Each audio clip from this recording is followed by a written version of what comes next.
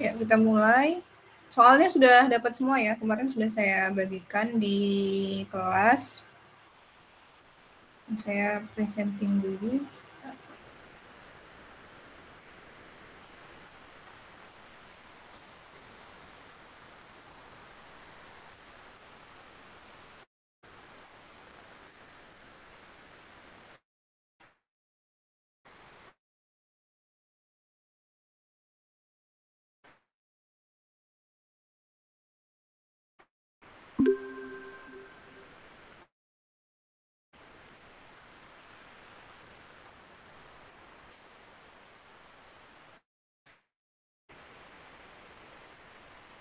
Sudah terlihat belum ya? Belum ya? Belum, Bu.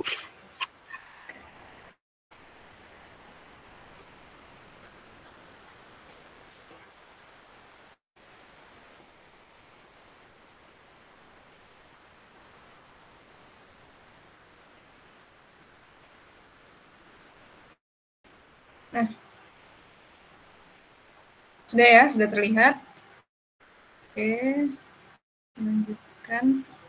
Nah, hari ini kita akan membahas soal tutorial. Saya yakin kalian juga sudah dapat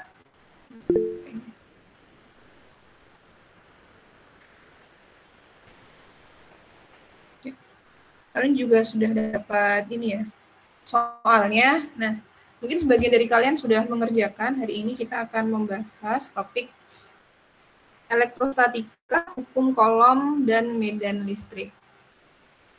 Ya. Nah, saya yakin di kelas materinya mungkin sudah sampai hukum Gauss ya. Kayaknya ini tutorial ini untuk materi pertemuan yang pertama. Nah, ini soal yang pertama, kita langsung bahas ya. Soal yang pertama, hitunglah jarak pisah antara dua muatan titik. Q1 26 mu kolom dan Q2 min 47 mu kolom jika besar gaya elektrostatik atau gaya Coulomb antara dua muatan titik tersebut adalah 5,7 Newton. Nah, untuk soal nomor 1 ini soal yang masih mudah ya. Jadi, kita punya yang kita ketahui di soal itu muatan Q1 itu besarnya sama dengan 26 mu kolom. Ada yang tahu 26 mu kolom ini berapa coulomb? 10 pangkat min 6. 9, Bu. Min 6 ya, betul ya, 10 pangkat min 6. Kemudian Q2-nya, ini mudah ya, min 47 mu coulomb atau 47 minus 47 10 pangkat min 6 coulomb. Nah, kemudian apalagi yang diketahui adalah gaya Coulombnya. Gaya Coulombnya 5,7 Newton. Yang ditanya adalah jaraknya, berarti R-nya kan. Nah, di sini kita menggunakan rumus ya. Mungkin kalian sudah tahu rumus yang mana? F I sama dengan K I1 Q2 per R kuadrat. Kan, nah, biasanya kan di sini nilai Q itu mutlak. Jadi mau positif, mau negatif itu sebenarnya nggak mempengaruhi nilainya ya. Hanya nanti negatif atau positifnya itu karena F adalah besaran vektor, maka nilai negatif atau positifnya itu akan mempengaruhi nanti arah dari gaya. Nah, kalau yang di sini kan kita nggak perlu mengetahui arah dari gayanya ya. Jadi nggak apa-apa kita mutlakan. Kita masukkan ya Fi sama dengan 5, Fi kita masukkan 7 Newton. K-nya berapa? K ini konstanta ya. K-nya itu 8,9 kali 10 pangkat 9 Newton meter kuadrat Coulomb kuadrat. Nah, kemudian dikali Q1-nya 26 kali 10 pangkat min 16 dikali 47 10 pangkat bukan min 16, min 6 ya. Min 6 10 pangkat min 6 47 10 pangkat min 6 yang dicari adalah R kuadratnya. Ada yang sudah dapat? Ada yang sudah nyari? Ini tinggal matematis saja ya. Kalian pasti bisa lah. Tinggal menyelesaikan persamaan matematisnya saja. Sehingga nanti didapatkan kalau saya itu mencarinya. Di sini ada yang sudah mencari mungkin? Ada? 1,927 kali 10 pangkat 6 bukan? 1,9 itu sudah diakarkan? Sudah. Belum. Itu Belum. R pangkat 2. Jadi berapa? Kalau yang udah diakarkan itu 1388,31 meter. 1388, 10 pangkat 2 ya? Min 2. Min 2 atau 2? Kalau yang R pangkat 2 itu 1,92745 kali 10 pangkat 6. Terus udah diakarin, sisa Udah R berapa? aja, jadi 1388,31. Oh ya, 1,388 ya? Iya, Bu.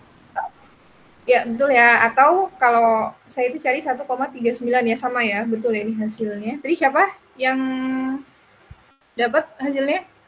Haris, Bu. Haris. Oke. Betul ya. Nah, sampai sini ada yang mau ditanyakan, ini masih mudah ya soalnya. Jadi belum ada sudut atau belum ada kayak kita pakai sultan gaya dan sebagainya gitu. Sampai sini bisa dipahami ya, semoga bisa dipahami. Nah, yang kedua, soal yang kedua, perhatikan susunan muatan titik-titik pada gambar di bawah ini. Pada gambar besar muatan Q1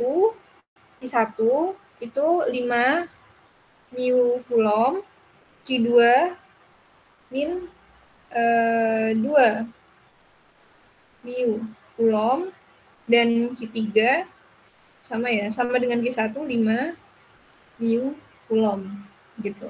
Nah, yang di sini yang ditanya adalah hitunglah resultan gaya coulomb pada muatan Q3. Berarti pada muatan Q3 ini ya. Dan tadi ada lagi yang kurang diketahui A yang di sini A-nya itu 0,1 meter. Oke.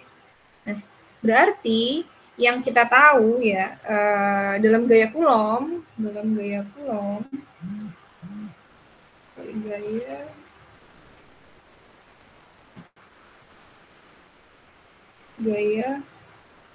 Coulomb itu terjadi apabila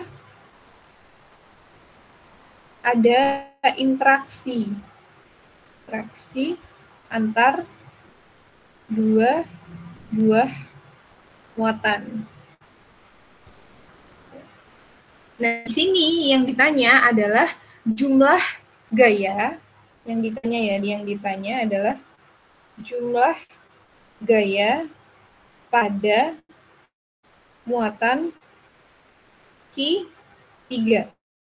Nah, bisa kita lihat ya. Nah, di gambar sebenarnya sudah digambarkan muatan Q3 untuk muatan Q3, maka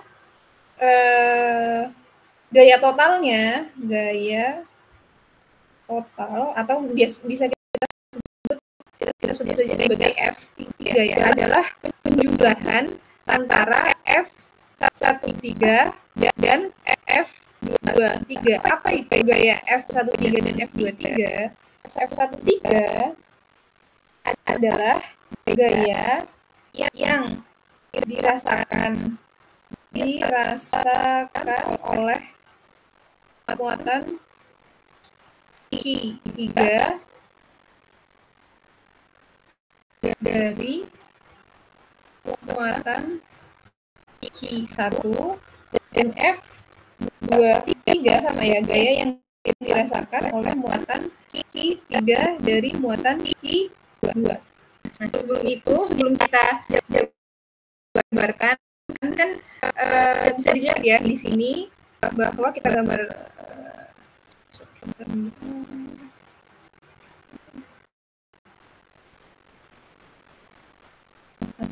di sini bisa kita lihat arah dari F23 dan F13. Kita gambar aja di sini ya, biar nggak dempet-dempet.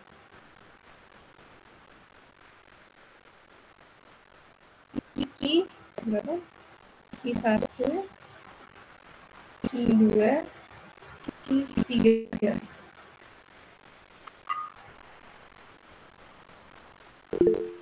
Negatif, ada positif, ada positif. Maka yang seperti kita tahu ya, dua buah muatan yang nilainya sama, itu tolak menolak. Sehingga tadi digambarkan F13 ini, kalau dia acuannya kita lihat terhadap Q3, maka gaya F13 itu akan menjauhi muatan Q3. Karena kan muatannya tolak menolak, F13. Kalau kita gambarkan di sini ada ini nih, F31, gaya yang dirasakan oleh Q1 akibat Q3 gitu. Nah, untuk yang Q2 berarti gayanya kemana? Gayanya berarti kan kalau kita acuannya di Q3, maka gaya F23 itu akan mendekati muatan Q2 karena nilai mereka itu kan berlawanan, negatif dan positif. Itu. Nah, sekarang kita hitung masing-masing. Jika F totalnya F3 itu adalah F13 plus F23, kita cari masing-masing F13. F13 K Q1 Q3 per R kuadrat. Jadi kita masukkan ya nilainya 8,9 kali 10 pangkat 9 meter kuadrat, coulomb kuadrat.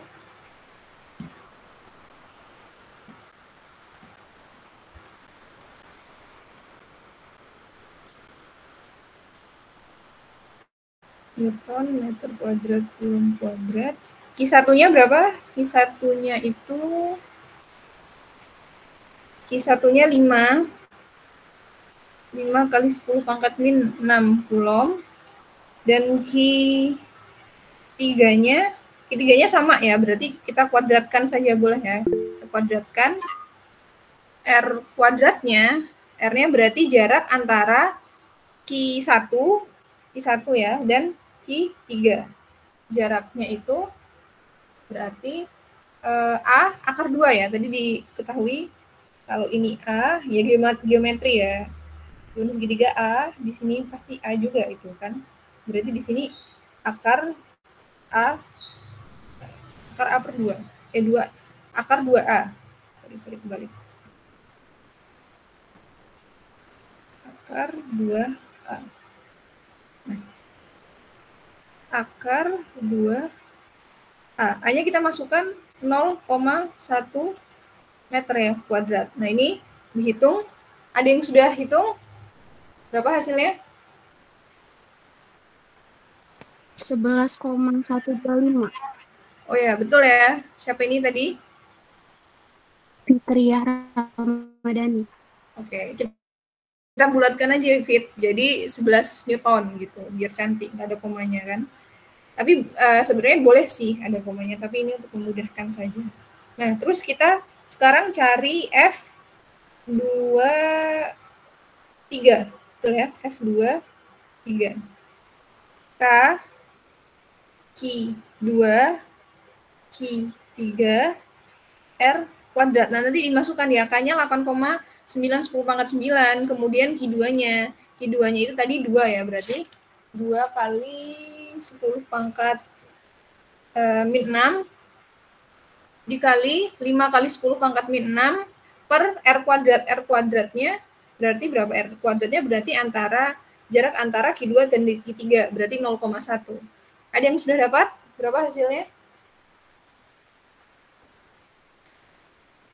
Minus 8,9. Minus 8,9. Ya, betul ya. Minus kita udah nggak ada minusnya ini karena nilainya itu mutlak ya biasanya kita mutlakan jadi 8,9 Newton atau kita bulatkan menjadi 9 Newton. Nah, di sini sudah kita dapatkan F13 dan F23. Tapi pada soal itu kan yang ditanyakan resultan. Apa itu resultan? Ada yang tahu apa itu resultan?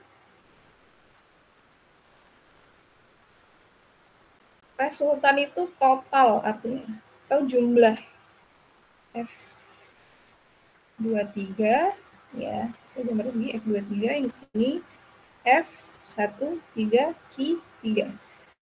F23 tadi kita temukan berapa? 9 Newton.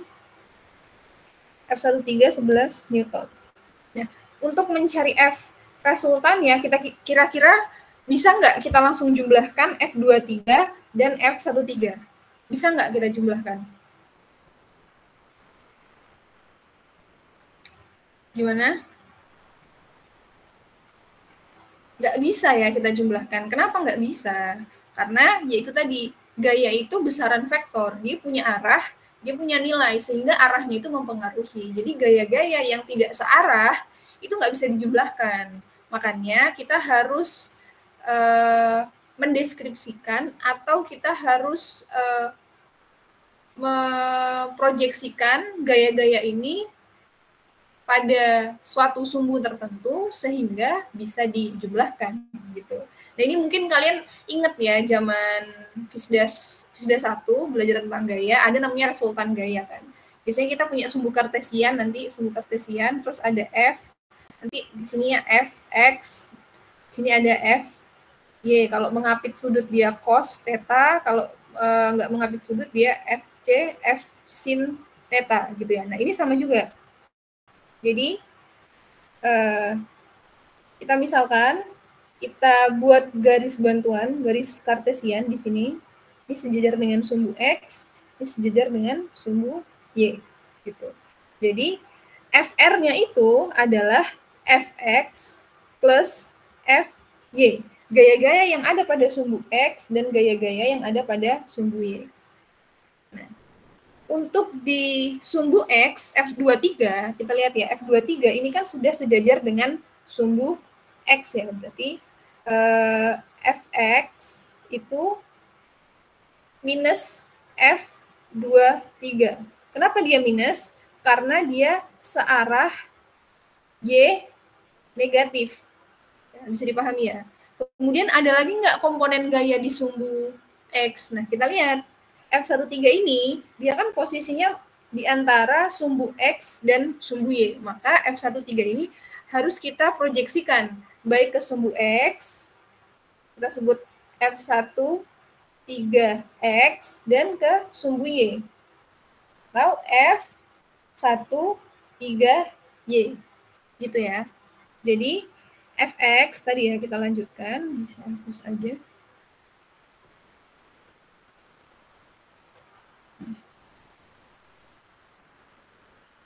Jadi pada sumbu Fx, ya, gaya-gaya yang ada pada sumbu X, itu kita punya F23 minus karena dia searah dengan X, X negatif, tadi saya salah berarti nulisnya. Terus ditambah, karena dia searah dengan gaya X positif, F13X. Gitu. Kemudian Fy, berarti Fy komponen gaya apa saja yang ada di sumbu Fy? Ada berapa? Hanya ada satu kan, yaitu F13Y.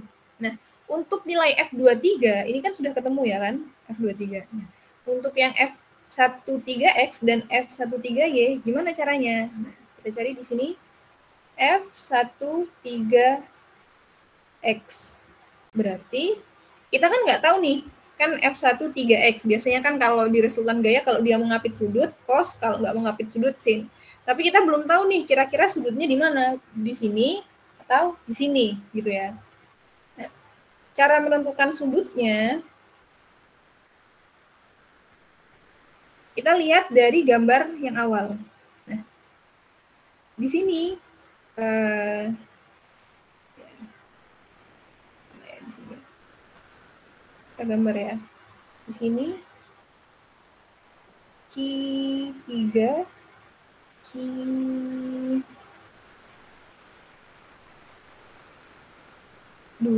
betul ya? Q2, Q1. Tarik garis. Nah, tetanya itu kan ada di sini. Nah, teta ini, ya, biasanya kalau di dalam matematika,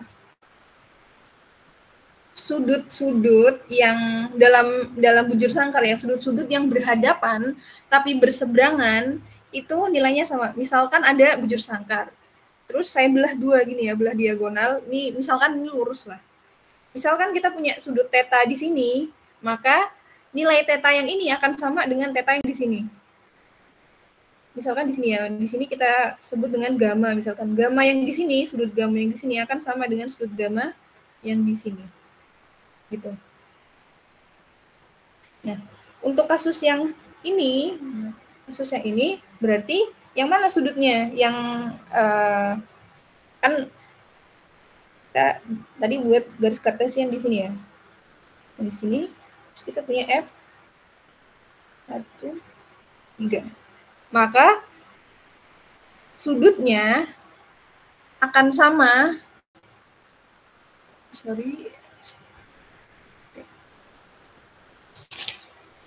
Berarti sudutnya akan sama di mana? Yang di sini apa yang di sini? Yang sama-sama ya berarti. Berarti yang di sini ya. Jadi dia yang berhadapan tapi dia berseberangan. Di sini kan. Ini kan berseberangan. Ini ada di sebelah kiri, ini ada di sebelah kanan. Berarti tetanya ada di sini. Gitu. Berarti kita taruh tetanya di sini. Gitu. Sampai sini paham cara menentukan letak sudutnya? Bu. Ya, oke ya. Nanti kalau nggak paham atau ada yang mau diulangi ya silakan ya. Berarti ini kita hapus, saya hapus ya. Berarti F13X itu F13 dia mengapit sudut kan cos theta. Kita lanjutkan aja. Berarti F13 cos tetanya berapa? F13 cos. Nah, tetanya kan ini kita nggak tahu kan ya, berapa nilai cos theta. Tapi kalau di matematika mungkin di kalkulus kalian udah belajar cos theta itu sama dengan samping miring ya. Sin theta itu sama dengan sin depan miring. Nah, kita tadi sudah punya ya segitiga yang di atas. Tinggal kita selesaikan. Di sini A, di sini A, di sini akar 2A. Ya kan? Tetanya kita punya di sini. Tadi kan kita sudah konfirmasi bahwa theta yang ini itu sama dengan theta yang di sini. Berarti nilai sin dan cos yang di sini sama dengan sin dan cos yang ada di sini. Gitu. Paham ya? Maka kita cari cosnya. Cos theta sama dengan samping miring. Sampingnya yang mana? Sampingnya yang A. Ya kan? Ini samping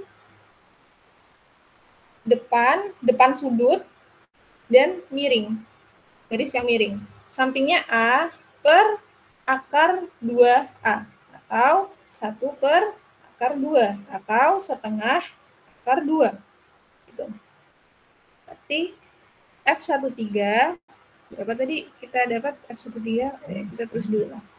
F13 setengah akar 2. Tadi kita Oke. Ini masih F13X ya. F13 berapa tadi nilainya? F13 nilainya 11 ya. 11. Gimana nih? Biar enggak. Kalau dihapus kalian bingung lagi. Ini ya.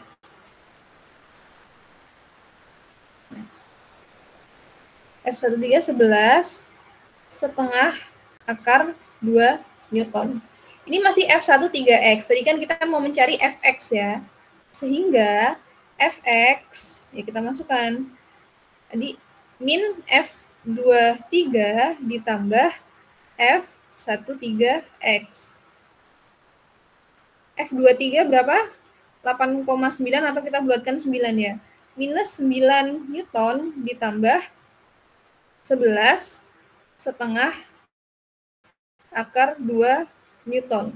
Nah, silahkan dicari ya, nanti hasilnya berapa. Atau ada yang udah ketemu? Ya, nanti silahkan dicari berapa Newton hasilnya. Nah, untuk Fy-nya kan kita punya F13Y. F13Y. Berarti F13Y di sini kan, nih F13Y dia tidak mengapit sudut, berarti sin F1 3 sin theta, kita pakai sama dengan ini ya, bantuan segitiga trigonometri, F1 3 sin itu demi ya, depan miring, depannya A, miringnya sama, akar 2A. F1 3 kita dapatkan tadi 11 ya, 11 dikali, ini bisa kita coret ya, jadi 1 per akar 2 atau 11 dikali setengah akar 2 Newton gitu. Sehingga nanti hasilnya berapa ya, dalam desimal nanti hasilnya berapa. Nah, nanti berarti FR-nya, resultannya Fx plus Fy, kita masukkan tadi hasil ini. Ada yang udah dapat berapa? Dihitung nggak?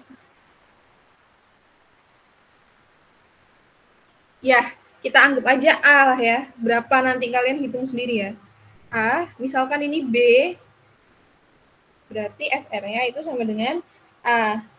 I itu vektor satuan dalam suhu X plus B, J.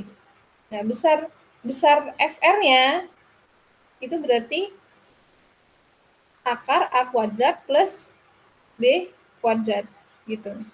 Sampai sini ada yang mau ditanyakan atau belum paham atau ada yang mau diulangi?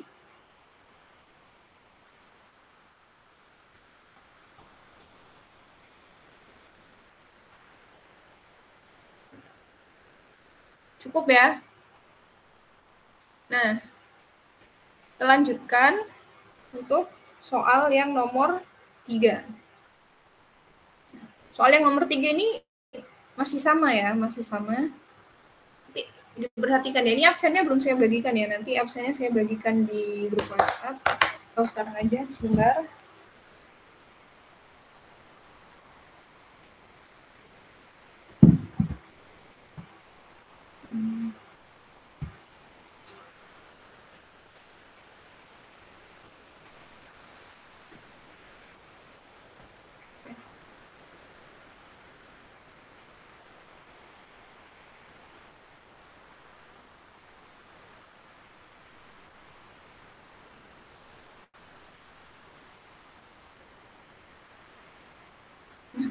Absennya saya bagikan di grup WhatsApp ya, karena yang dari TPB belum ada, PTPB belum ada.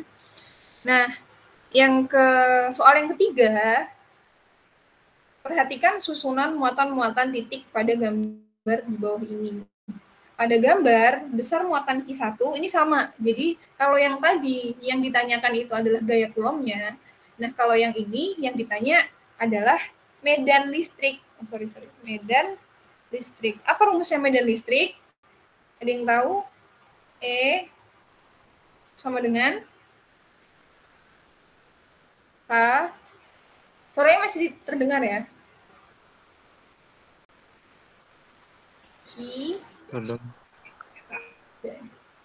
R kuadrat gitu. Oke. Nah, di sini yang ditanya adalah medan yang dirasakan oleh titik P. Nah, coba ya, ini pasti di kelas kalian tuh TPB Pak Yusron kan ya? Pasti sudah dijelaskan oleh Pak Yusron. Kalau medan, tadi kan kalau interaksi antara dua muatan, jika yang ditanya gaya atau ketika berbicara tentang gaya, kalau dia positif sama positif, maka atau muatannya sama akan tolak menolak. Kalau muatannya berbeda, misalkan positif dan negatif, maka dia akan tarik menarik. Nah, kalau medan seperti apa? Kalau dia muatannya positif, berarti medannya gimana? Keluar, Bu. Ya, betul ya. Keluar dari muatan gitu. Sehingga di titik P nanti tarik satunya dia ke atas titik P ya. Gitu. Sementara kalau terhadap muatan Q2, berarti kalau medan pada Q2 kan masuk ya. Tadi kalau ini kalau enggak ya, kalau medan itu kalau positif dia masuk, radial masuk. Kalau negatif, sorry.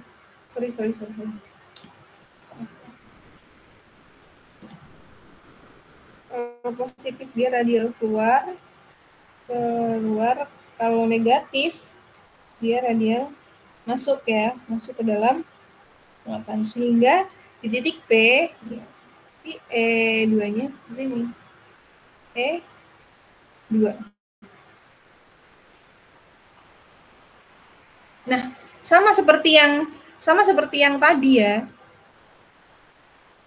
Maka muatan yang dirasakan oleh total medan yang dirasakan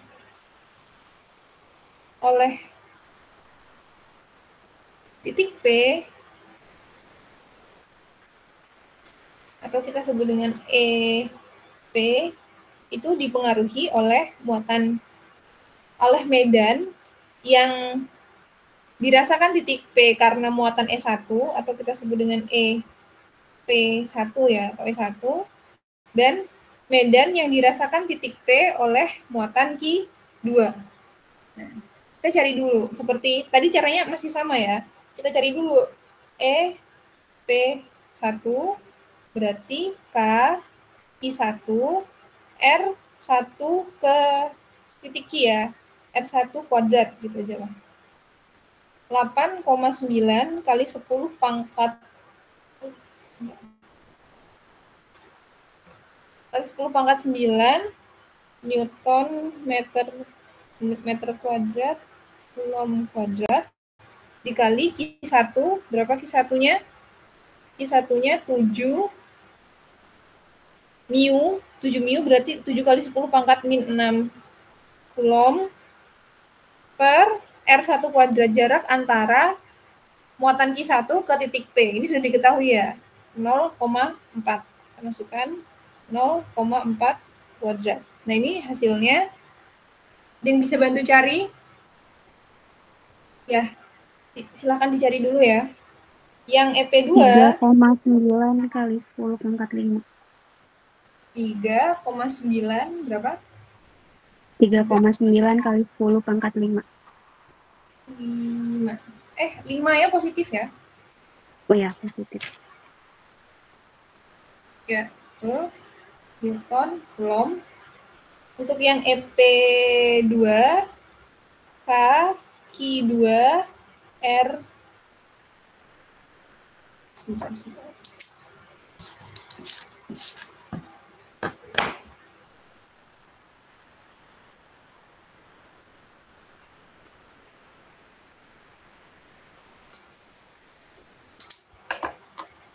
Nah, untuk yang Q2, K-nya kita masukkan lagi 8,9, 10 pangkat 9 Newton meter kuadrat coulomb kuadrat dikali 5 kali 10 pangkat 6 coulomb per jarak antara muatan Q2 dan P. Nah, di sini belum ada ya. Jadi, tapi ini sebenarnya kayaknya mudah sih. Kalian juga pasti sudah paham. Yang diketahui kan baru antara titik Q1 ke P itu 0,4 dan antara Q1 dan Q2 0,3. Nah, ini triple Pythagoras ya. Berarti yang di sini berapa? Pasti 5 lah ya. 0,5 meter ya. Nanti gampang lah, itu triple Pythagoras. 4, 3, 5. 0,4, 0,3, 0,5. Jadi cari ya. Ini cari triple Pythagoras. 0,5 kuadrat. Berapa hasilnya? 1,78 kali 10.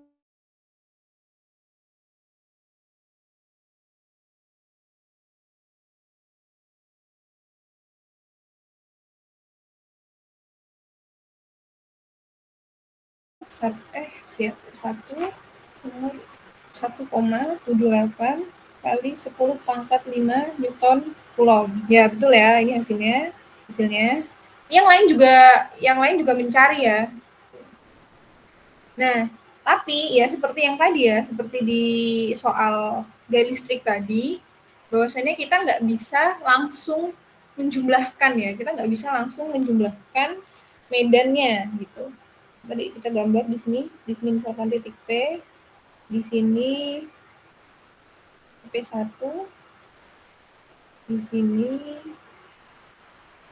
EP2, terus ya, sini tadi dua tiganya, petanya di sini. Nah, sehingga kita harus cari dulu untuk mencari medan listrik total ya, untuk mencari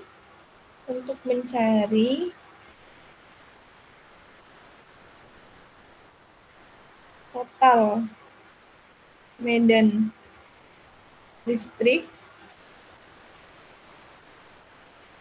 atau ER itu berarti EX plus EY.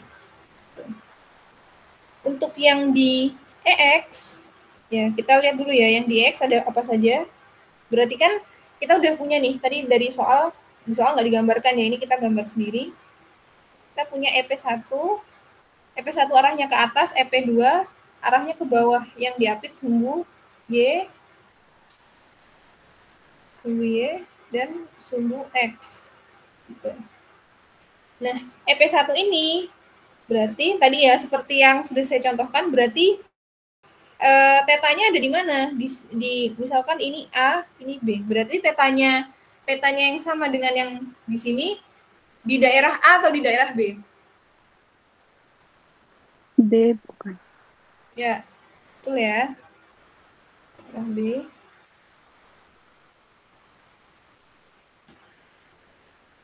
Bentar. Ini menjalankan. Nah, terus di sini berarti EPY, di sini ada EPX. Nah, berarti yang di sumbu X itu hanya ada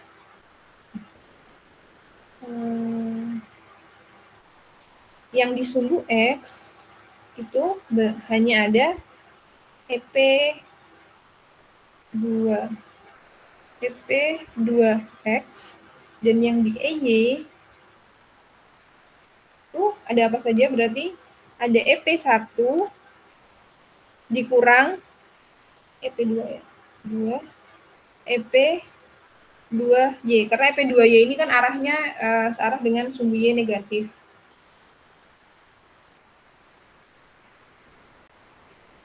Oke. Nah, kemudian kita cari jadi satu-satu ya, kita tulis lagi di sini. X sama dengan EP2X, EY sama dengan EP1 minus EP2Y. Untuk EX, EP2X berarti sama dengan EP2, dia mengapit sudut kan, berarti EP2 cos theta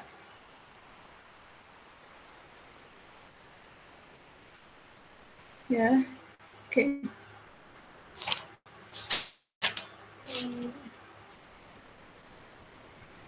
Nah, nilai cosnya berapa? EP2 tadi kan sudah kita cari ya, 1,78 kali 10 pangkat minus ya, 10 pangkat 5. 10 pangkat 5 Newton Coulomb. Nah, cosnya sama ya, seperti tadi, kita pakai bantuan segitiga tadi. Kita pakai bantuan segitiga. Agak menceng. Pakai bantuan segitiga. Tetanya di sini Di sini tadi berapa? 0,3 ya? 0,3, ini 0,4, ini 0,5. Cos berarti samping miring. Berarti 1,78, 10 pangkat 5 Newton kolom. Sampingnya berapa? 0,3 ya? 0,3 per samping miring. 0,5. Berapa hasilnya? Ya, silahkan dicari ya nanti. Nanti kalian cari sendiri ya. Jadi setelah tutorial ini jangan cuma dibuka pas mau ujian aja gitu. Jadi kalian kerjakan yang tadi kan ada beberapa yang saya nggak kasih nilainya kan, supaya kalian cari sendiri gitu. Nah misalkan ini A ya, kita samakan tadi A, Newton, Coulomb. Kemudian yang EY-nya EP 1 minus EP 2Y.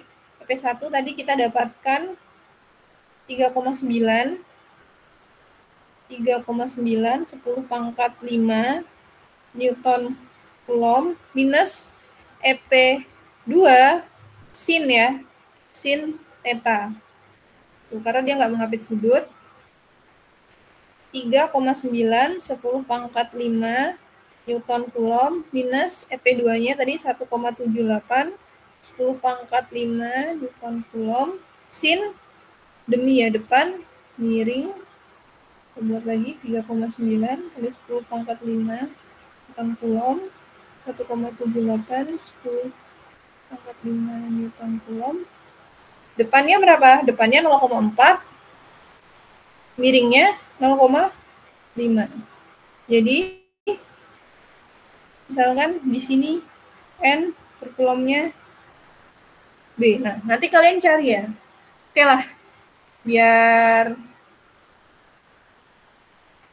kalian cari, mungkin saya minta bantuan siapa yang ada di sini.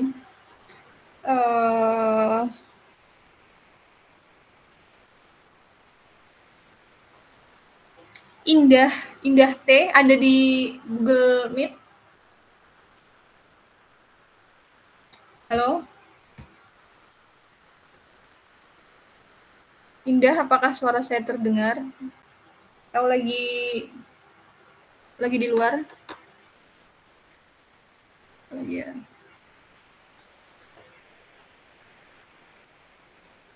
Ayu Fresilia. Ada Ayu Fresilia?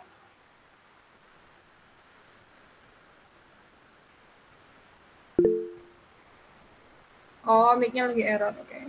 Coba Indah Ada. Oh ya, Indah tadi coba dicari ya, nilai X-nya berapa. Nah, Ayu nanti cari yang EY-nya ada berapa. Berapa hasilnya? Bisa ya?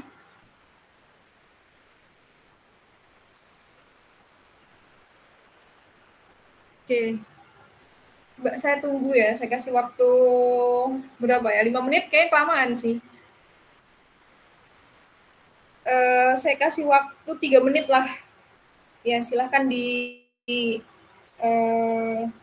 cari dulu. Yang lain juga cari ya, jadi nanti ada pembandingnya.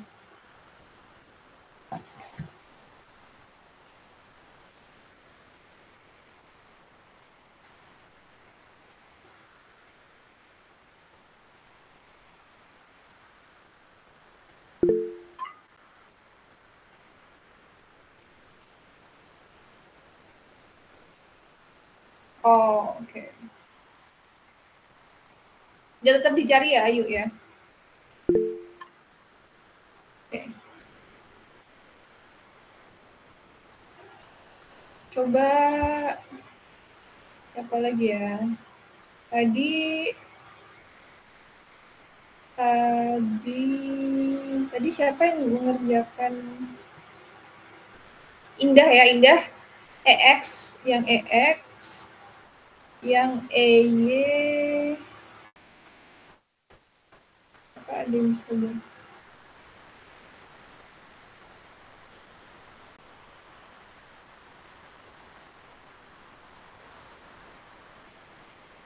Sally Salsabila ada di Google Meet. Sally? Hadir, Bu. Ya, coba sel dicari yang EY-nya berapa ya? Baik, Bu. Oke.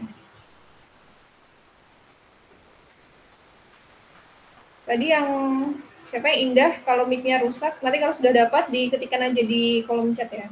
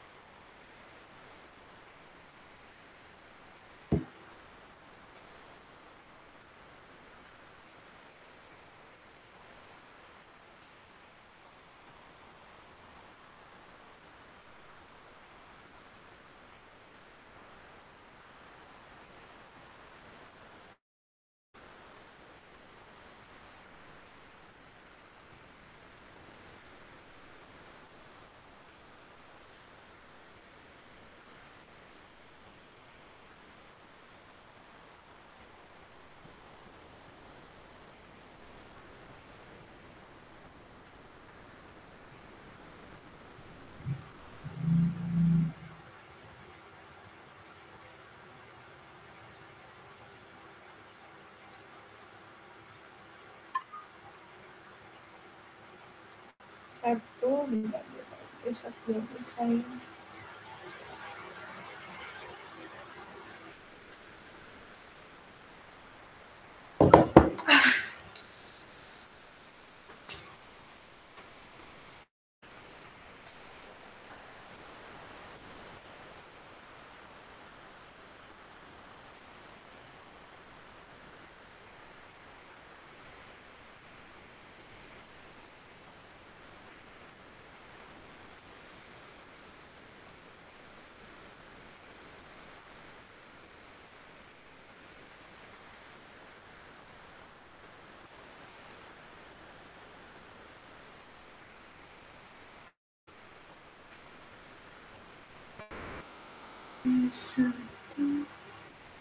Satu koma berapa tuh? 1,008. Oke, ya kita tunggu si siapa tadi? Yang E2 ya.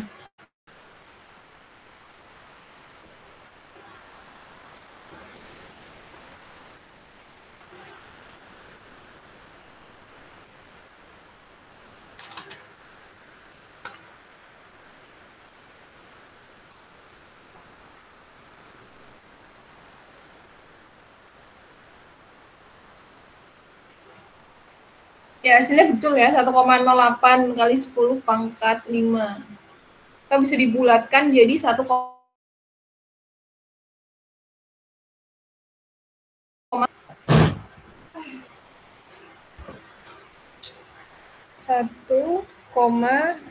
jawaban Indah 0,8 10 pangkat 5 Newton Coulomb. Oke.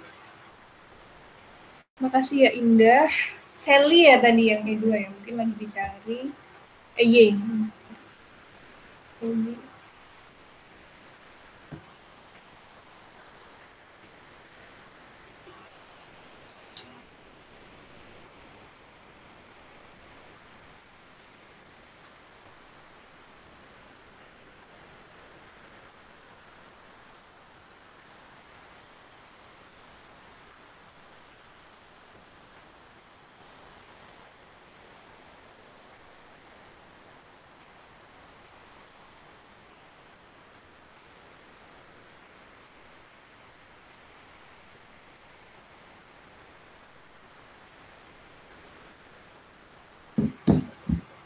Gimana Sally? Tadi Sally ya? Sally bukan ya? Kayaknya Sally. Sudah dapat? Iya, Bu. Ya. Berapa hasilnya Sel? 1,696. 1,696 696 kali 10 pangkat 5 ya? 5. 5. Harus saya cek.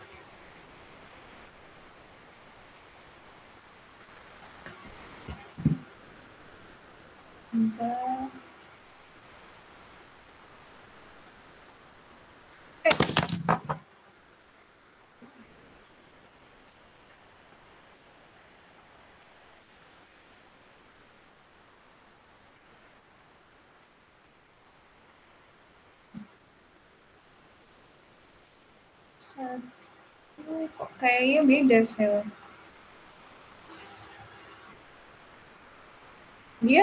Dia harusnya masih 2 ya nilainya itu. Jadi hitungnya gimana? 1,78 ini dikali ini dulu ya 0,4 per 0,5. 0,8 kan ini 4/5 itu kan 0,8, 0,9, 10 pangkat 5, satuannya akhir aja 1,78, 10 pangkat 5 dikali 0,8. Kalau saya dapatnya 2 sekian ya. Apa saya yang salah apa? 1,78 dikali 0,8 3,9 10 pangkat 5 minus 1, kalau saya dapatnya jadi ini saya lihat 1 4 2 4 10 pangkat 5 dikurang 2,47 10 pangkat 5 Newton Coulomb atau 25 lah. Yang lain gimana? Dapatnya yaitu mungkin silap aja ya kalau hitungan matematika. Tapi Sally tadi cara hitungnya benar sama kayak yang tadi saya contohkan. Dikali dulu 1,78-nya ke 0,4 dibagi 0,5 dulu gitu.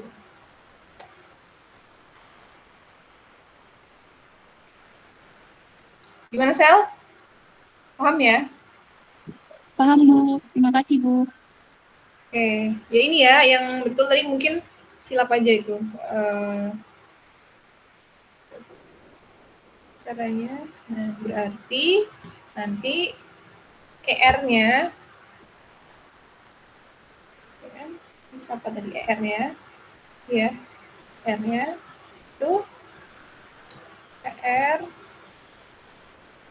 itu akar EX kuadrat plus EY kuadrat. Nanti nilai EX sama ER-nya dimasukkan di sini ya, dapat nanti ER-nya sama dengan berapa Newton Coulomb per Coulomb gitu. Sampai sini ada yang mau ditanyakan dulu? Atau sudah cukup?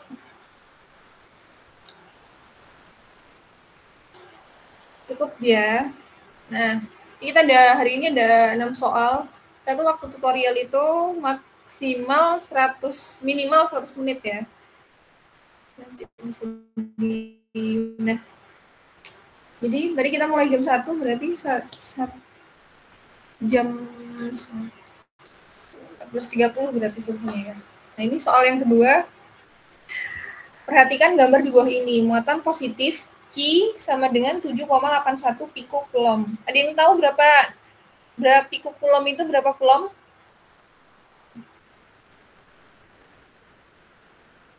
Berapa? Ada yang tahu?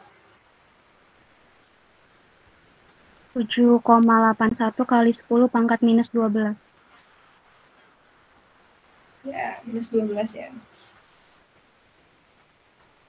7,81 kali 10 pangkat minus 12. Kulom. Oke. Nah, muatan positif ini ya.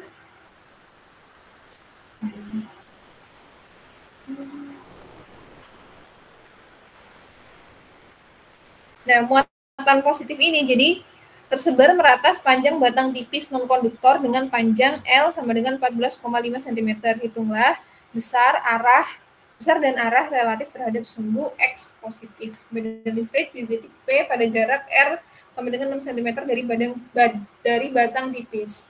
Nah, kayaknya agak payah ya untuk mencerna soal ini. Coba kalian masing-masing baca sendiri dulu. Perhatikan gambar di bawah ini.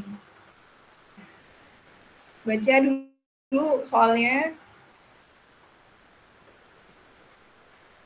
Jadi ada sebuah batang, ya biasanya kalau kita menghitung tentang hukum Coulomb, ini materinya itu kalau di kelas mungkin namanya muatan kontinu.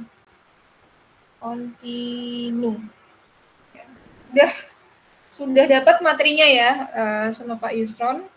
Jadi muatan kontinu itu apa sih? Jadi biasanya kalau kita bicara tentang hukum Coulomb itu kan muatan biasanya ya. Biasanya case-nya itu misalkan satu muatannya itu muatan titik. Jadi dia dianggap tidak memiliki dimensi gitu. Sehingga kayak misalkan ada sebuah muatan Q ya. Muatan Q kan muatan titik biasanya bulat gini. Muatannya Q negatif lah misalkan. Berarti muatannya ini cukup untuk memenuhi dimensi titik saja gitu. Nah, kalau ini kita nggak bicara tentang muatan yang ada dalam suatu dimensi titik, tapi dimensinya itu dia punya dimensi lagi. Kalau di sini dimensinya panjang ya, tersebar merata, ada muatan positif yang tersebar merata sepanjang batang tipis non-konduktor gitu. Jadi muatan Q ini itu dia tersebar, dia nggak dalam satu titik, tapi dia punya banyak, dia pasti dibawa oleh elektron berapa muatannya, cuman FYI aja ya, elektron itu kalau nggak salah 1,6 kali 10 pangkat minus 19 negatif ya, proton positif tuh. Jadi muatan di dalam batang ini itu muatannya itu tersebar.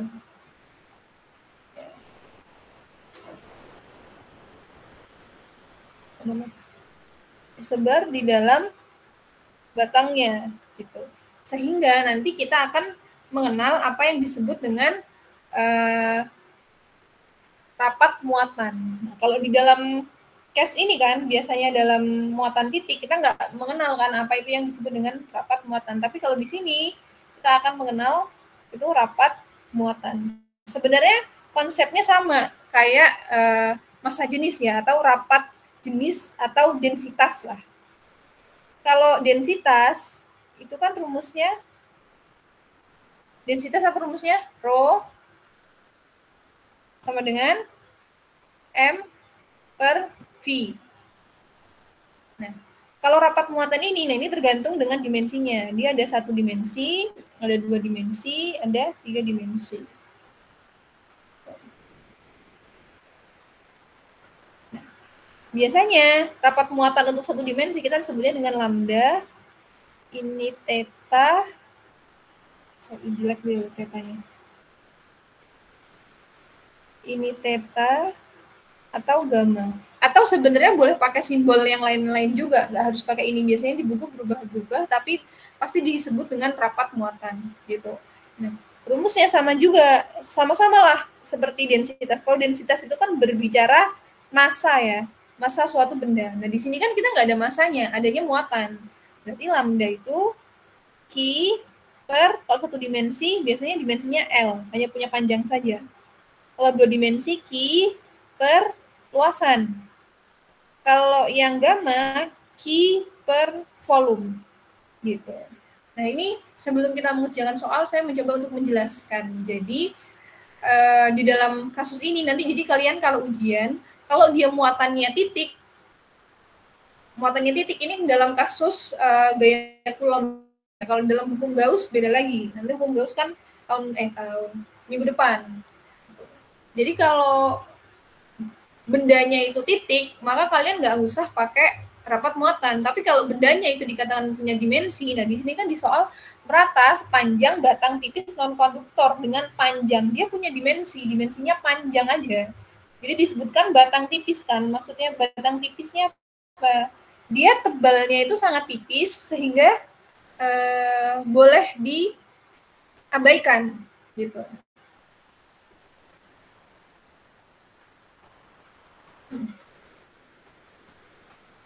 Nah, makanya di sini nanti kita akan Q-nya itu nanti akan kita deskripsikan dengan persamaannya ini nih. Gitu. Sampai sini paham ya kenapa kita akan bicara tentang rapat muatan. Jadi kalau bendanya itu punya dimensi, maka kita harus mendefinisikan Q-nya. Ya, kalau benda itu punya dimensi, maka biasanya muatan didefinisikan dengan rapat muatan. Gitu. Nah, kita mulai ya. Jadi saya terus nih step-stepnya. Nomor 1, ya kalian harus pay attention ya, karena ini memang kayaknya payah, tapi kalau kalian perhatikan dan kalian tahu runtutannya, ya insya Allah paham lah. Nah, yang pertama, definisikan muatan dalam panjang. Kita tadi kan sudah mendefinisikan muatan ya. Definisi muatan. Nah, sekarang gini, kalau kita sebut satu muatan ini itu sebagai dengan Q, maka nanti kita akan di dalam kasus ini kita akan hanya mencuplik salah satunya kan, gitu. Karena kenapa gitu ya? Jadi kan di sini kan ada banyak muatan nih di dalam batang ini. Nah, sebenarnya kita nggak harus hitung semuanya karena toh tersebar secara merata. Makanya nanti untuk mengetahui medan listrik di titik P ini kita hanya akan mencuplik sebagian. Gitu. Bagian. Nah, kalau yang keseluruhan itu kita namakan dengan Q, yang besarnya tadi berapa? 7,81 pikokulom, maka cuplikan ini kita sebut dengan dq, gitu. Jadi definisi muatannya adalah muatan yang dicuplik sebagian. dq. Jadi gini ya, kan ini ada sebuah batang nih. Di sini ada titik P. Karena ini positif, ya kan? Berarti kan medannya keluar atau masuk? Keluar atau masuk medannya? Ya, betul ya, keluar kan. Sehingga nanti di titik P ini dia akan kena imbas medan itu dari banyak muatan yang ada di dalam batangnya kan. Ada yang ke sini, nih kan. Ada yang ke sini. Ada yang ke sini. Ada yang ke sini. Aduh. Ada yang ke gitulah ya pokoknya. Gambarnya jelek. Pokoknya gitulah. Ke sini gitu. Misalkan ini sumbu X, ini sumbu Y. Ada nggak yang ke bawah sini? Ada yang ke bawah sini? Nggak ada ya? Nggak ada yang ke bawah sini. Karena dia positif, gitu. Sehingga nanti bisa kita lihat bahwasannya, kan nanti kan ini akan kita uraikan ya, kayak tadi ya, kita uraikan ke sumbu X, ini kita uraikan ke sumbu X, kita uraikan ke sumbu X, ini ke sumbu X, ini ke sumbu X berapa, ini ke sumbu X berapa, ini ke sumbu X berapa. Yang Y juga gitu ya, ada sumbu Y, ada yang ke sini, banyak gitu. Tapi nanti bisa kita lihat medan, ini medan ya, ini medan semua nih, ini medan, semua medan. Atau DE lah, DE, karena cuplikan-cuplikan ya, gitu. Kalau totalnya E, jadi E itu adalah penjumlahan, atau nanti kita pakai integral dari DE, dari medan, gitu. Nah, yang unik di sini, berarti nanti kita akan temukan bahwa DEX atau EX ya, EX yang merupakan jumlahan dari DEX itu nilainya sama dengan 0. Kenapa? Karena semua nilai DE yang ada pada sumbu X itu nilainya semua sama tapi arahnya berlawanan. Betul nggak? Kan ada yang ke sini, ke sini, ke sini, ke sini, pasti nilainya sama kan? Karena dia simetris. Dari gambar kita lihat gambarnya itu titik P-nya di tengah-tengah. Sehingga ini pasti simetris gitu. Sehingga nanti kita ketahui DE-nya itu sama dengan 0. Yang ada itu hanya ada DEX ya. DEY gitu. Yang ke arahnya ke atas. Yang ke atas kan dia tidak ada yang mendiminishing ya, apa ya? Tidak ada yang mengcancel. Kan yang ke atas ini penjumlahan semua. Karena yang di bawah nggak ada, karena dia positif. Jadi dia radial keluar, nggak ada radial yang masuk ke dalam batangnya. Gitu. Nah, oke, kita lanjutkan ya. Nah, tadi kita sudah tahu bahwasannya nanti di titik P ini muatannya kita hitung salah satunya aja lewat cuplikan. Berarti Q-nya definisi muatannya kita sebut dengan deki gitu, atau cuplikan gitu. Yang kedua, kita tahu kita harus mendefinisikan rapat muatan. Rapat muatan tadi kita sudah tahu ya. Karena dia satu dimensi, makanya kita pakai yang satu dimensi. Lambda sama dengan Q per L. Gitu.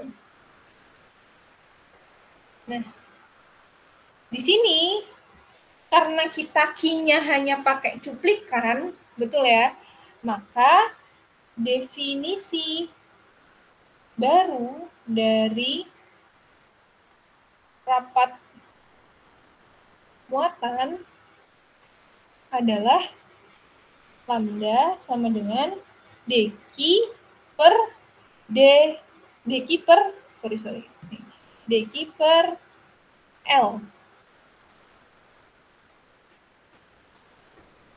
Dq per L. Nah, bisa kita lihat. Kan tadi saya jelaskan kalau kita hanya akan mencuplik sebagian ya. Mencuplik sebagian. Ini misalkan dq. Nah, misalkan tadi kan di soal batang panjang ini didefinisikan sebagai L ya. Panjang batangnya itu sepanjang L gitu. Tadi ada di soal kan dengan panjang L. Di sini juga diketahui kan panjangnya L. Kita gambar aja di sini ya.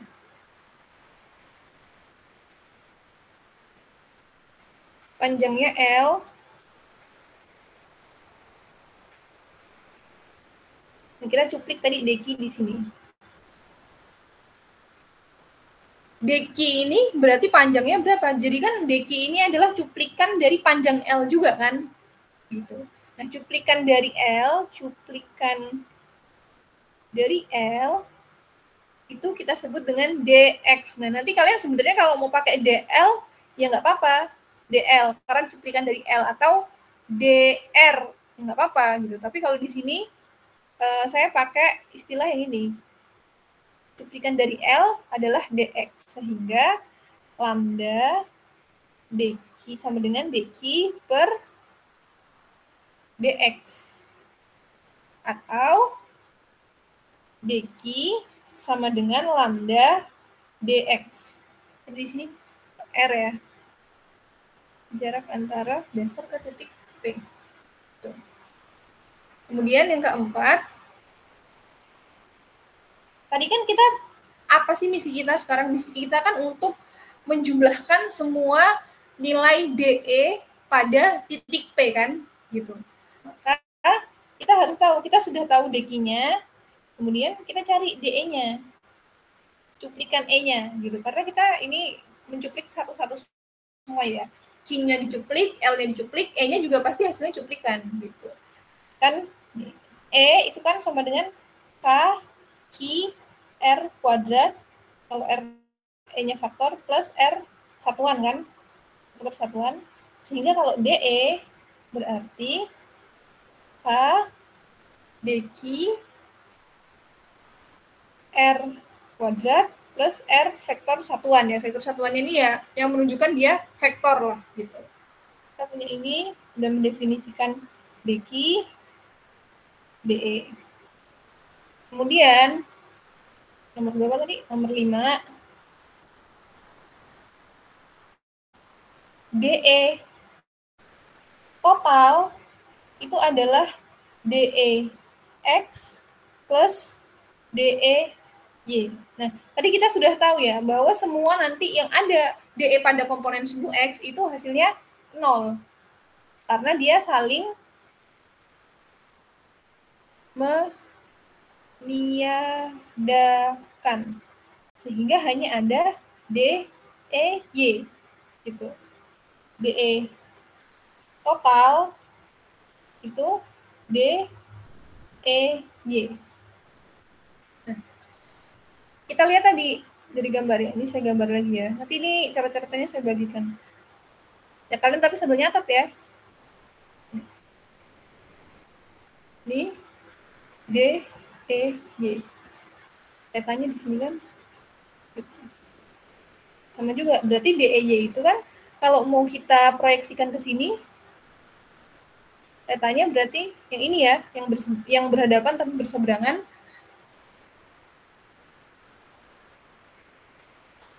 Saya minum dulu.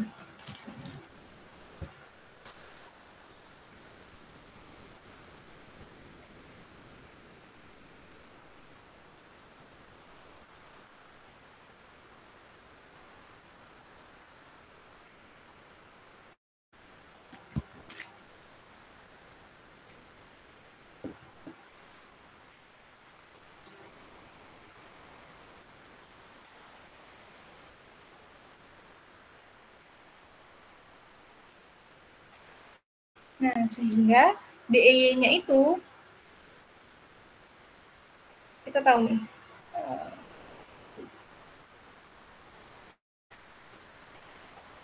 D, E, Y, cos atau sin? Cos ya, karena dia mengapit ya, cos theta. Gitu. Nah, tetanya berapa? Kita cari dulu tetanya dari bantuan segitiga ini ya. Segitiga yang ini. Cos, ini diketahui R. Nah, tetanya itu kita misalkan jarak antara, tadi kan kalau penuh, segini itu kan L. Nah, kita misalkan kalau setengahnya itu X besar ya. Nanti sebenarnya terserah kalian sih mau X besar atau R besar gitu. Ini cuma pemisalan saja. DEY sama dengan cos itu samping miring. Nah, miringnya itu kan berarti gampang ya. Miringnya itu berarti akar pakai Pitagoras X kuadrat plus R kuadrat.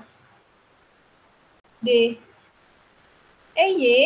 sama dengan sampingnya X per miring. X kuadrat plus R kuadrat. DEY ini sama dengan ini. DE total. Kita masukkan D, biar kalian paham ya. X, D ini ya. DE X per X kuadrat plus R kuadrat. K dq R kuadrat. Kita masukkan ini apa nih?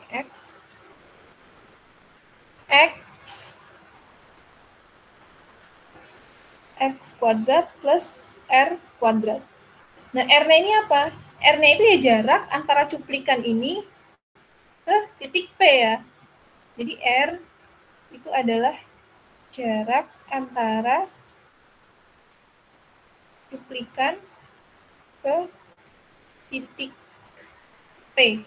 Nah, jaraknya mana? Jaraknya ini ya, yang garis miring segitiga ini. Maka kita tuliskan dq per R kuadrat. Berarti kalau R kuadrat akarnya hilang ya. X kuadrat plus R kuadrat X akar X kuadrat plus R kuadrat. K dq tadi kita tahu dq itu apa? Sudah kita definisikan dq itu sama dengan lambda dx. Jadi dq-nya kita rubah lambda dx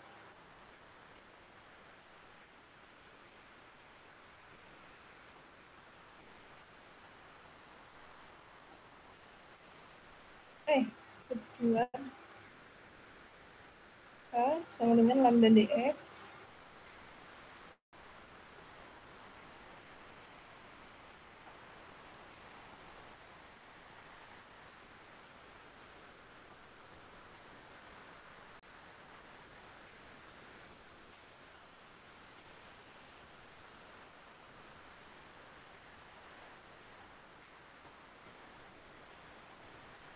K lambda dx per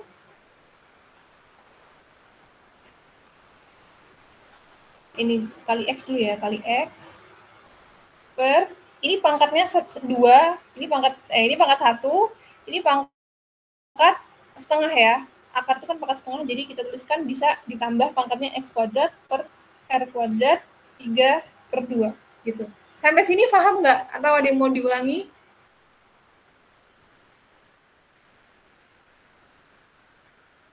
Paham? Paham ya? Nah, semoga kalian paham. Nah, nanti kalau nggak paham silahkan ditanyakan. Nomor 6 sendiri. 6. Nomor 7. Kan ini kita baru tahu DE totalnya ya. Maksudnya dia hanya baru cuplikannya saja, belum totalnya. Gimana cara cari totalnya? Karena ini cuplikan, sebenarnya gampang ya, di kalkulus ada, tinggal kita integralkan. Integralkan integral K lambda dx x kuadrat plus r kuadrat kali 3 per 2. Atau kita keluarkan ya, K lambda integral x kuadrat plus r kuadrat pangkat 3 per 2. Nah, tadi kan kita mencari itu baru dari sisi yang sebelah kiri ya. Nah, sisi yang sebelah kanan karena dia simetris, itu kan sama saja sebenarnya. Makanya kita kasih 2 di sini. Maksudnya 2 itu yang sebelah kiri tambah sebelah kanan, karena sama, kita kalikan 2 aja. Jadi 2. Gitu. Nah, kemudian nomor 8, kita cari batasnya. E 2 K lambda integral x kuadrat plus r kuadrat 3 per 2. Nah, ini batasnya. Batasnya itu kalian cari, karena kan kita carinya 2 kali kan. Kita carinya 2 kali di sini. Berarti kita cari setengah-setengah. Ini ya, batasnya setengah batang. Kan diintegralkan terhadap dx ya, tadi ini dx-nya kelewatan, dx. Sehingga dari 0, x0 sampai x senilai L per 2. Gitu. Nah, ini nanti tinggal kalian integralkan saja ya. Ini sebenarnya ada caranya, kalau kita pakai caranya ini sangat panjang. Kalian dulu mungkin di kalkulus pernah mengintegralkan dengan sifat trigonometri. Nah, ini caranya juga sama. Nanti ini kalian integralkan sendiri, ini persamaan matematis biasa ya. Nanti akan kalian temukan hasilnya itu E sama dengan 2 K lambda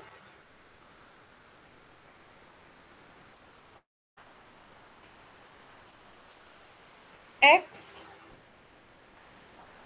per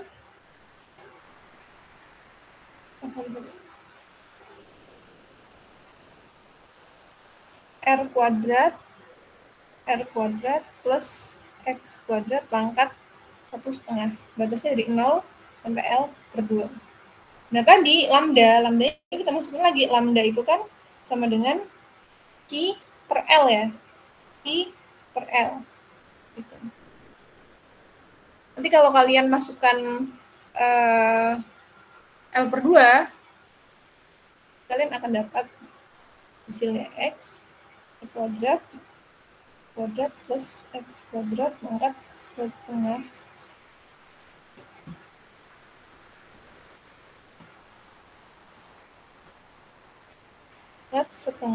dari 0 sampai L per 2. Nah, nanti tinggal kalian masukkan batasnya 10.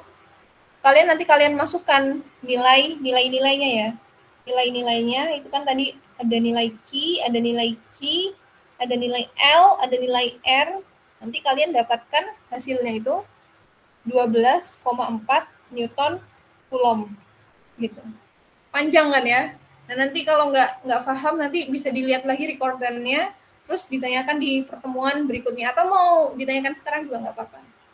Ada yang mau ditanyakan dulu dari soal nomor berapa nih? Soal nomor 4. Kita satu soal lagi ya. Cukup? Gimana? Cukup ya? Cukup, Bu. Ya. Nah, nanti soal nomor 5 itu sama ya. Soal nomor 5 itu sama caranya, tapi nanti kita lihat kalau tadi di soal yang pertama itu komponen dx yang 0, kalau di sini nanti kan ini muatannya positif juga, dan di situ bisa kita lihat ya, misalkan ini sumbu x, ini sumbu y, ini sumbu x. Kita lihat nanti di sini itu positif ya. Maka nanti kan dijabarkan ke sini, situ nggak ada yang ke bawah kan, maka nanti DEY-nya yang sama dengan 0. DEX-nya itu tidak sama dengan 0. Nah, nanti silahkan dicoba, atau nanti bisa kita bahas di pertemuan berikutnya, atau nanti saya kasih kuncinya, nanti kalian cari sendiri penjabarannya. Nah, yang terakhir, ini soal yang terakhir adalah soal tentang gaya dipol listrik gitu. Kalau kalian di kimia mungkin di sini ada yang di kimia ya. Dipol listrik itu, kalau di kimia itu kan ada gaya dipol-dipol, ada gaya van der Waals gitu. Gaya dipol itu terjadi apabila gaya dipol itu terjadi apabila ada muatan yang sama nilainya, beda tandanya. Gitu. Makanya dia akan ada interaksi tarik-menarik gitu. Nah, di sini diketahui dipol listrik terdiri dari dua muatan. Misalkan kita gambar ya, plus 2E dan minus 2E. Terpisah sejauh 0,78 nanometer. Dipol tersebut diletakkan dalam pengaruh medan listrik yang besarnya 3,4 kali 10⁻⁶. Ya, misalkan medan listriknya misalkan ke bawah sini ya, boleh ke bawah, boleh ke samping, boleh ke kanan, karena ini nggak disebutkan arahnya kemana, nanti bergantung dari pertanyaan soalnya. Ini medan listriknya sebesar 3,4 kali 10⁻⁶ Newton Coulomb. Yang ditanya hitunglah besar torka. Torka tahu ya, torka. Jika momen dipol itu P, itu paralel dengan medan, kemudian torkanya berapa? Yang B, torka ketika momen dipol itu tegak lurus dengan E, dan C, torka ketika momen dipol itu antiparalel. Antiparalel itu maksudnya gini ya, gini nih. Satu ke kanan, satu ke kiri gitu lah. Dengan E. Saya tulis rumusnya dulu. Ini harusnya rumusnya sudah pernah dapat di kelas. Momen dipol itu rumusnya P sama dengan dq sin theta. Nah, torka atau gaya putar ya. Jadi ketika ada dua buah muatan seperti ini, kemudian dia diberikan medan E, maka medan E itu nanti akan mendorong muatan ini ya. Mendorong muatan ini sehingga nanti mereka berputar gitu. Berputar. Nah, sama kayak mekanika yang kalian pelajari di FISDA 1, lengan gaya ya, ada lengan gaya. Torka itu pada momen dipol itu rumusnya sama dengan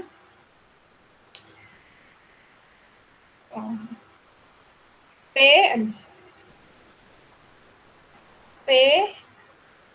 E. sin theta. Ini jangan ada sinnya lah nanti.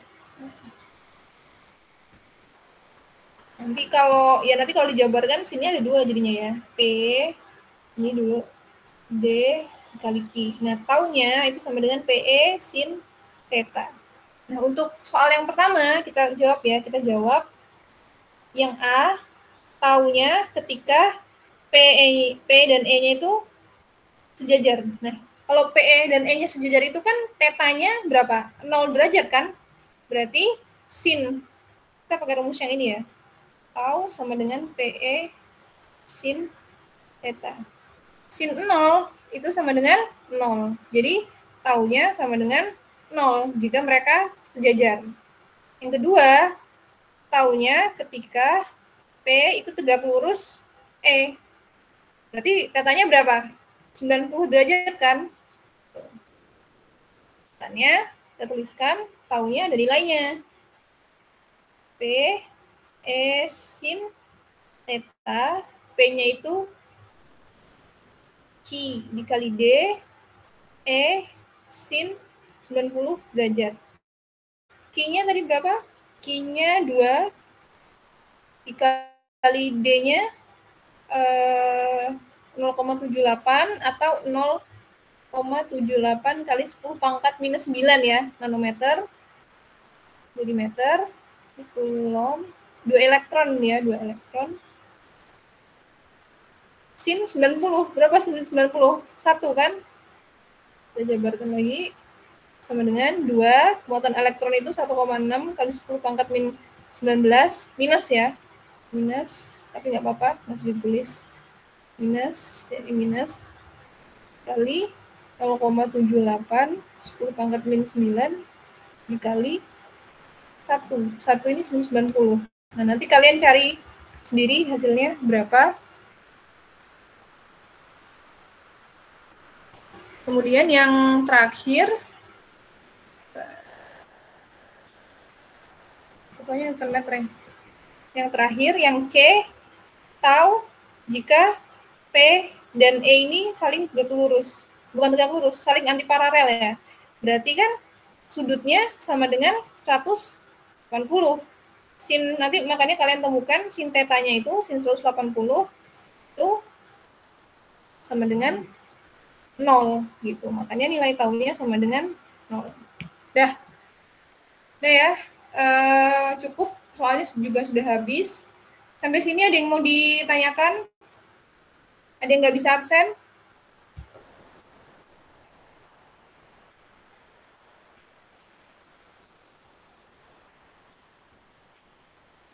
Ya, kalau nggak ada, ini nggak ada pertanyaan ya. Kalau nggak ada pertanyaan, nanti recordnya dan coret-coretannya saya bagikan di grup WhatsApp. Ya, terima kasih kepada kawan-kawan yang sudah hadir. Saya akhiri. Wassalamualaikum warahmatullahi wabarakatuh. Selamat sore. Waalaikumsalam. Waalaikumsalam warahmatullahi wabarakatuh. Terima kasih, Bu. Ya. Terima kasih, Bu.